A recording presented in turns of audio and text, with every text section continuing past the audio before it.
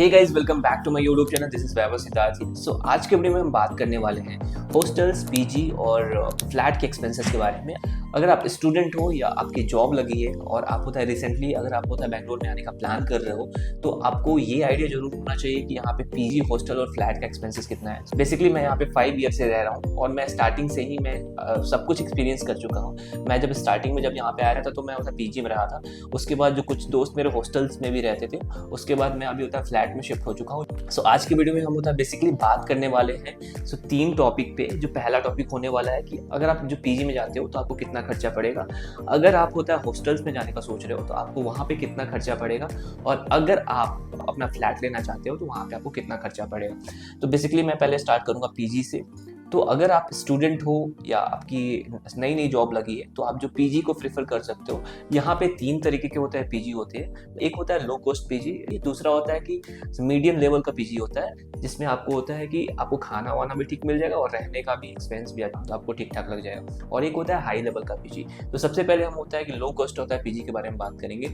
अगर आप ढूंढ रहे हो यहाँ पे लो कॉस्ट पीजी और आपका एक्सपेंस वहाँ पे कितना लगेगा, तो यहाँ पे आपको 5000 से लेके 6000 के अंदर में आपको होता है कि आपको लो बजट का पीजी मिल जाएगा, जहाँ पे रहने का ठीक ठाक है बट खाना वहाँ पे अच्छी नहीं मिलेगी। दूसरा जो पीजी आता है वो होता है कि मीडियम लेवल का होता है। 8000 के अंदर में आपको होता है पीजी देखने को मिलता है, बट वहाँ पे प्रॉब्लम ये है कि आपको डबल शेयरिंग आपको लेना पड़ेगा। सो वहाँ का फूड थोड़ा ठीक ठाक होता है और वहाँ पे जो लिविंग एक्सपेंस है, जहाँ पे आपका एक जो रूम है, जो स्पेस है, वो भी बहुत अच्छा मिलता है।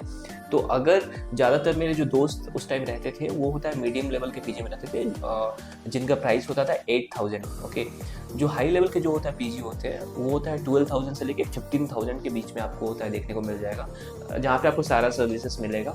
बेसिकली मैं 2 साल पहले जब मैं मास्टर्स कर रहा था, तब मैंने होता है कि बैंगलोर के एक पीजी में जाके हाई लेवल, लो लेवल और मीडियम लेवल होता है पीजी का मैंने वीडियो बनाया था। तो बेसिकली आप वहाँ पे जाके देख सकते हो वहाँ पे पीजी आपको कैसा देखने को मिलता है। अब हम होता है चलते हैं हॉस्टल्स पे। तो अगर आप स्टूडेंट हो और अगर आप सोच रहे हो हॉस्टल्स के बारे में, तो यहाँ पे कई सारे बड़े बड़े कॉलेजेस हैं। अगर आप RBC, peace university, MS Ramaiah, BMSC, तो इन सारे कॉलेजेस के होता है हॉस्टल्स भी होते हैं, प्लस जहाँ पे जाके आप होता है हॉस्टल बुक कर सकते हो। और अगर इन हॉस्टल में जाते हो तो आपको होता है सिंगल शेयरिंग, डबल शेयरिंग और 3 शेयरिंग आपको रूम होता है देखने को मिल जाता है। अगर मैं बात करूँ कि 1 ईयर का एक्सपेंस आपको कितना लगने वाला है हॉस्टल में, तो आपको होता है 1,20,000 से लेके 1,50,000 के बीच में आपको देखने को मिलता है। बेसिकली मैंने होता है पीएस में देखा है 1,20,000 से 1,50,000 के ही आसपास आपको देखने को मिल जाएगा। और ऐसा ही एक्सपेंस होता है सारे कॉलेजेस के पीजी में आपको देखने को मिल जाएगा। अगर आप होता है सिंगल शेयरिंग का लेते हैं तो हो सकता है 2,20,000 के आसपास आपको होता है देना पड़े, बट थोड़ा मुझे हॉस्टल थोड़ा एक्सपेंसिव लगता है। अगर आप जो पीजी की तरफ जाते हो तो ठीक है, बट अगर आप एकदम कॉन्सेंट्रेटेड हो कि हाँ, मुझे होता है एज ए बीटेक स्टूडेंट मुझे 2 साल 3 साल हॉस्टल में ही रहना है, सो आप जा सकते हो। So good to go for the hostel option as well. So starting में 1 साल आप या 2 साल आप हॉस्टल में रह सकते हो, उसके बाद आप जो अपने फ्लैट की तरफ मूव कर सकते हो या पीसी वगैरह में जा सकते हो। तो ये था हॉस्टल का एक्सपेंस, जहाँ पे आपको होता है 1,20,000 से लेके 1,50,000 आपका होता है एक्सपेंस आपको पड़ जाएगा। अब हम चलते हैं फ्लैट में।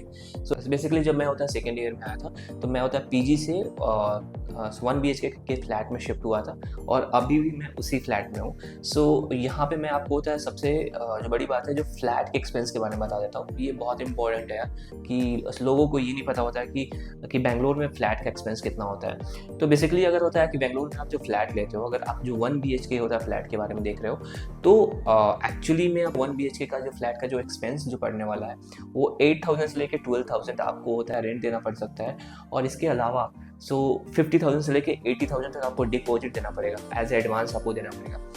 देखो बेंगलोर में ये कल्चर है ना, अगर आप होता है रेंट पे कोई भी फ्लैट लेते हो तो वहाँ पे 12 मंथ का होता है एडवांस में ये लोग होता है आपसे डिपॉजिट लेते हैं, तो वो आपको देना पड़ेगा। अगर आप जो 2 BHK में शिफ्ट होना चाहते हो तो उसका एक जो प्राइस होता है वो 12,000 से लेके आपको 14,000 के आसपास में आपको मिल जाएगा। अगर अनफर्निश आप रूम ले रहे हो तब, अगर फर्निश ले रहे हो तो ये 25 से 27,000 भी जा सकता है।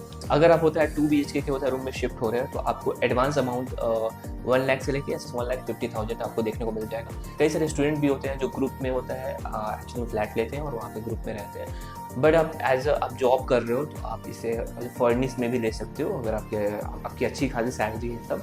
अगर आप होता है 3 BHK रूम की तरफ जा रहे हो तो 3 BHK का जो बेसिकली जो रूम का जो रेंट होता है वो 20,000 से लेकर 30,000 के बीच में आपको देखने को मिल जाएगा। और डिपॉजिट इसका होता है 2 लाख से 2.5 लाख आपको देखने को मिल जाएगा। आज के वीडियो में मैंने आपको यही बताया कि तो अगर आप जो पीजी की तरफ जाना चाहते हो तो आपको कितना एक्सपेंस लगेगा, अगर आप हॉस्टल्स लेना चाहते हो तो अब आपको कितना एक्सपेंस लगेगा, और अगर आपको रूम लेना है, अगर आपको फ्लैट लेना है तो उसका कितना एक्सपेंस लगेगा। तो बेसिकली आपको ये वीडियो होता है पसंद आया होगा और आपको ये जरूर आइडिया लग गया होगा कि अगर आप जो बेंगलोर आने वाले हो, शिफ्ट करने वाले हो, तो आपको कौन से ऑप्शंस की तरफ जाना चाहिए, आपको जो पीजी लेना चाहिए, हॉस्टल लेना चाहिए या रूम लेना चाहिए according to your budget. I hope you like this video. If you like this video then please like, subscribe and share. So thank you so much for watching my video. Bye.